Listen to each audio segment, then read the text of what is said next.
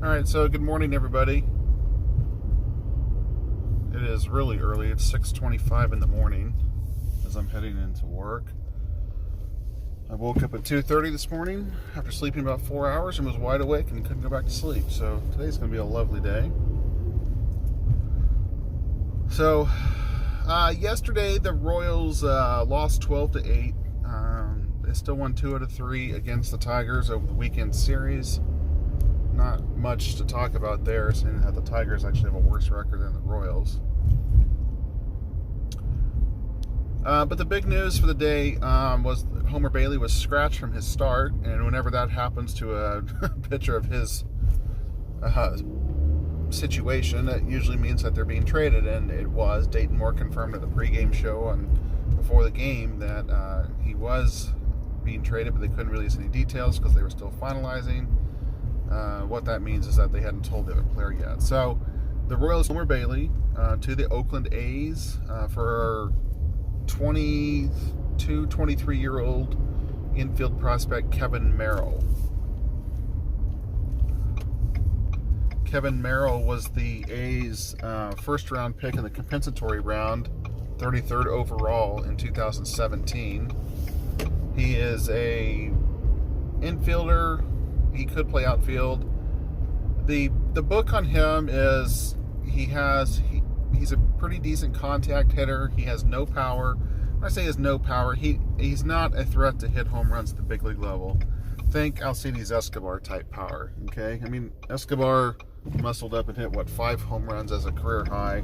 That's probably what Merrill's ceiling is. He's not a guy who's going to hit a lot of home runs. He's very fast. He's a good runner. He's unorthodox on defense. He's got a very unnatural throwing motion as a shortstop. That's why most people think he's kind of going to be a super utility type guy. I hate to say Ben Zobrist, because Ben Zobrist actually has a decent amount of power. I know Royals fans aren't going to like to hear this, but Chris Owings, I mean, he's going to have the ability to play all over the field with a decent bat, but not with any power. He has never shown the ability really to draw walks, so he doesn't have a lot of plate discipline. So that's problematic. But again, he was rated as the A's 17th best prospect in their system, which to me tells me that either they reached for him here. I don't know if Oakland doesn't usually go for signability. They usually goes for talent. But for a guy who was basically drafted in the first round 2 years ago to be their 17th rated prospect 2 years later, and he's 23 years old, has never been above Double-A. That's a little cause for concern. But okay, so is this guy going to be a fixture in the future for the Royals? No, probably not. He's probably a utility guy at best. He's trade fodder for down the road, more than likely. If we package somebody else later on next year or 2 years from now, he doesn't have to be put on the 40-man roster for 2 more years. So the Royals have some flexibility with him. I would imagine that 3 weeks from now, everyone will have forgotten who this guy even is, which is fine. So the Royals give up Homer Bailey. So Bailey was the Royals, I'm going to say he's their 5th starter. He was just one of their starters. The Royals starting rotation's not been that good this year. So there's this growing sentiment among Royals fans online, on Twitter and on Facebook, that the Royals need pitching, and so this was a terrible trade by the Royals. So, if you're watching this, and you're probably not because not many people watch these, but that's fine. But if you are watching this and you're not exactly sure how trades work or what the purpose of them is, when you sign a guy like Homer Bailey, who has not been relevant in baseball since 2014, that was the last year he actually did anything of note, when he was actually a decent pitcher. And when I say decent pitcher, he was a serviceable Major League number 3 starter. Homer Bailey was then hurt and then he was terrible. And he was so bad for the Dodgers after leaving the Reds. He was so bad for the Dodgers that the Dodgers let go of him, and they're still paying him his annual $23 million salary. Yeah, you heard that right. He's making $23 million this year. So they're paying him, the Royals, because of the way that the structure works, the Royals have to pay him league minimum. So he's actually making $23.5 million this year. So the Dodgers are still upside down in Homer Bailey, if you want to use like the car, car analogy. And now he doesn't even play for the team after that. Homer Bailey had 18 starts this year for the Royals. His ERA was 4.8. And as late as June 1st, so just a little over a month ago, his ERA was 6.09. And he was sporting an upper 5s, lower 6 ERA for most of the year. Those 18 starts, I would classify 6 of them as being decent starts. Multiple times he didn't even make it out of the second inning. Look, Homer Bailey's just not a very good pitcher. And so there's this sentiment that the Royals shouldn't have given up Homer Bailey because they need pitching. Look, Homer Bailey is not a good pitcher. He sucks, okay? He had 6 good starts this year. He happened to have 4 of them in a row before his last 2 starts, which were starting to trend downward. I think Dayton Moore was like, okay, we need to get anything we can for this guy. And the fact that they got a first-round pick from 2 years ago, to me, tells me that they fleeced Oakland in this deal. This wasn't even close. They got even if it is a lottery ticket, even if this guy never even sees the big leagues, they took at least they're taking a chance on him, on Kevin Merlo. Homer Bailey was not going to re-sign with the Royals this year, next year, and the Royals didn't want him to. He'll be 34 years old, and a guy who is on the, I'm going to say, downward trajectory. He's already at the bottom of his trajectory. Well, I guess he could get worse. It's going to be really funny to see what happens to Oakland now. Look, I don't wish Homer Bailey any ill will, and hey, if he helps Oakland make it to the playoffs, great for them. But I have a feeling that they're going to be sorely disappointed, and that he actually is going to end up costing them wins and costing them games in the long run. Look, so really only in 1/3 of his starts would you classify them as a quality start. And I'm not using the quality start in terms of 6 innings and 3 runs, which that's technically a quality start. That's still 4.5 ERA. If your ERA is 4.5, you're not a very good pitcher. But it just is that's just the fact of the matter. You've got to get your ERA under 4 to be a good pitcher in today's baseball. It used to be under 3, but now if it's under 4, you're doing something good, just because of the offense in baseball. So, if you're upset that the Royals traded Homer Bailey because he has 7 wins, and that's the most on the Royals staff, well, look, I just tell you, don't be upset about it. Teams like the Royals, who are rebuilding, they're always looking to sign low-level free agents in an attempt that they will resurrect their career, and so the Royals can flip them for a prospect. That's what they did. Well, that's what they tried to do with guys like Chris Owings and who was the pitcher? I've already forgot his name. Brad Boxberger. But they were so bad, the Royals just had to end up releasing them. The Royals in the past several years have taken a lot of reclamation projects on, as I move this camera around here. If you remember back to, obviously, 2015, when they got Ryan Madsen and Joe Blanton off the scrap heap, those guys hadn't done anything in 4 years. And Madsen turned out to be one of the best pitchers in the Royals bullpen.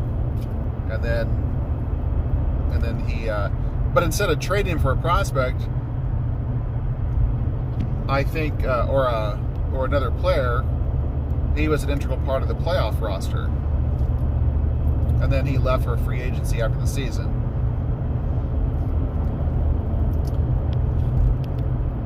So, at the end of the day, does this make the Royals a better team in 2019?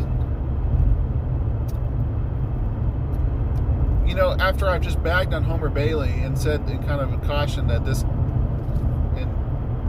and I said that this guy that we got, Kevin Merlo, might be a super utility guy. I will say for the immediate return, no, the Royals are not a better team today without Homer Bailey than they were yesterday. Now, why am I saying that? It's like, man, are you talking out of both sides of your mouth? No. What the point of that is, the Royals are going to have to call somebody up.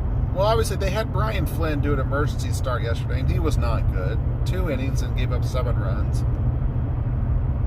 They're going to have to make a change. Well, first of all, before they make a change, let's address the other issue. The Royals have, well, actually now, I wonder if they actually played their game yesterday with only 24 players. Yeah, they would have done that. So when they had Bailey on the roster, they had 13 pitchers and only 12 position players, which is really unorthodox. At the very least, you should go 13 and 12. 13 position players and 12 pitchers. And if you have good pitchers, you can go 14 and 11 position players to pitchers. I always like the 14 and 11 approach personally, but you know, the Royals like 12 people in the bullpen now, so that's fine. I'm okay with 13 and 12, but with Bailey going down, or Bailey going out now, there's not a lot of candidates that are currently on the 25-man roster to step in and start.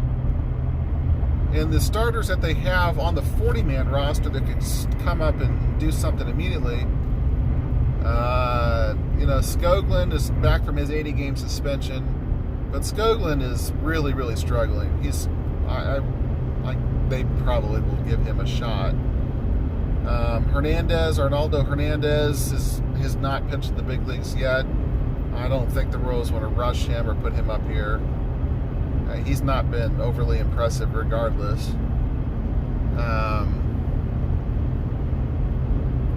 Trying to think what the other starter is. Connor Green, possibly. They already DFA'd Ben Lively. Again, I'm just going off the cuff here, trying to think about who they could really turn to. There's not a lot of options, but I guess they're going to probably just take it by committee at first. Honestly, the Royals have some pieces that they're going to be giving up, and some of the rest of these guys haven't had great seasons. Jake Diekman, whatever, he pitched well in the first couple months, but his numbers aren't great. He's probably going to be traded for somebody. Martin Maldonado, he obviously was not ready to start the season as the Royals were the only team that offered him a contract, and that wasn't until March. He wasn't really ready to start the year, so he got off to just a dreadful start. He's come back around a little bit. He's playing a little bit better baseball over the past 2 months. He's hitting the ball a little better. I think his defense is overrated, personally. The numbers don't back you up. The numbers actually suggest that he is a very good defensive efficiency. He's good at his defense efficiency numbers actually point to he's actually a pretty good defensive catcher. So maybe the eye test doesn't pick up on some of those things. I know for a fact that he's not helped the pitching staff at all. So he's a candidate, obviously, for someone looking for a catcher. But, teams going to the playoffs, they're not really looking for backup catchers. And I don't really know the landscape of baseball right now of some of these other teams to know who really is in dire need of catching help and who isn't. So we'll have to see. I know that the Royals would like to get him off the books. Willie Peralta, another guy that the Royals would love to trade. Again, I don't think anybody's going to take Willie Peralta. I think the only guy the Royals are really going to trade, and Billy Hamilton. The Royals would have traded Billy Hamilton a month ago if they could. They finally called up Bubba Starling. We talked about that in a previous video. And Bubba started all 3 games over the weekend against the Tigers. Hamilton didn't play. So the Royals are done with Hamilton. You know, the talk on all the Facebook pages and Twitter by all the know-it-alls was that, well, the Royals won't call up Bubba Starling until they trade Hamilton. Like, they don't have to trade Hamilton to call up Bubba Starling. They can put Hamilton on the bench. Oh, no, you can't put Hamilton on the bench. He's a veteran. Yeah, you can. You can put him on the bench because he's not a good baseball player. So, yeah, Hamilton, I think, is going to get... Something's going to happen with him. Because if you're going to just put Hamilton on the bench, there's no point to that. You might as well just cut bait with him and get Brett Phillips up here. Get these guys up here, let them play some baseball. So, again, over the weekend, you know, Bubba Starling made his Major League debut. He had a walk and a run scored in his first game on Friday night. He had his first hit in RBI on Saturday. He had another hit yesterday, in yesterday's Sunday matinee. I only watched parts of one game, or actually I watched parts of 2 games. So I didn't really see any of his defense in center field. I know he didn't make an error. So I'm assuming he was just fine in center field. So congratulations to Bubba Starling for getting called up. And so now it's on to the next step, which is getting rid of the rest of the dead weight on this roster. Looking forward to next year. So one other note I do want to make here before I cut this video off, and I wanted to do this about a 12-minute video, but it's already at 17, so we'll try to get this in the next couple minutes. I watched some of the highlights of the Futures game that had Bubic and Singer in it, both highly touted prospects for the Royals, for their 2 pitchers. And Brady Singer, the one highlight that I saw of him, he came in, he was facing a left-handed batter, and he's a righty. He struck the guy out on a fastball. He struck the batter out on a fastball. What sounds normal, right? It was definitely either a 2-seam fastball or a cut fastball. From the highlight, it was hard to tell, but it had a lot of movement on it. And it had left to right movement on it. Well, left to right when you're looking for the pitcher. Right to left if you're the batter. And it, as a left-handed batter, and I think that's a cut fastball, because that's usually what they do. They bore in on the lefty, and then they cut back across the corner of the plate. And if you can bottle that pitch and sell it, you'd make millions. And that's what some pitchers do. I mean, Mariano Rivera made a living throwing a cut fastball. So did Wade Davis, does the same thing. And one of the things that is going to be extremely helpful for any pitcher is how do you get, especially as a righty, how do you get left-handed batters out? And that was a huge, huge deal. I saw that pitch. It was an unhittable pitch.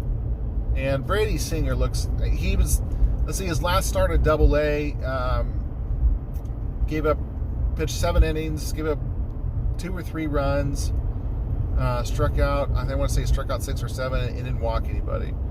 So you'd like to see him give up fewer runs, but again, while I just said earlier that giving up 3 runs over 6 innings isn't great, well, you know, for your 34-year-old pitcher, that's not what you want. Every day you want him to shut guys down too.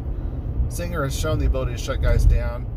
So as he continues to progress, I don't think he's going to make it out of Double-A this year. Even though I've been publicly kind of campaigning for him to just throw him up here, let him see what he can do. But Dayton Moore's not going to do that. But he's been good at Double-A. I'm going to say he's been great, but he's progressing. And the way that this is all looking to go down now, I would love for him to be in the starting rotation on opening day next year. I don't think that's going to happen. I think what happens is he starts the year with Omaha, and I think he gets called up sometime in June. I think they're going to dick around with him from a service time standpoint, and that's going to be unfortunate because all that does is piss players off. But what are you going to do?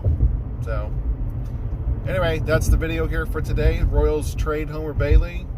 They trade a bad pitcher, and they get an unknown commodity in return. So, the Royals did something well here. So, everybody have a nice day. We'll talk to you later.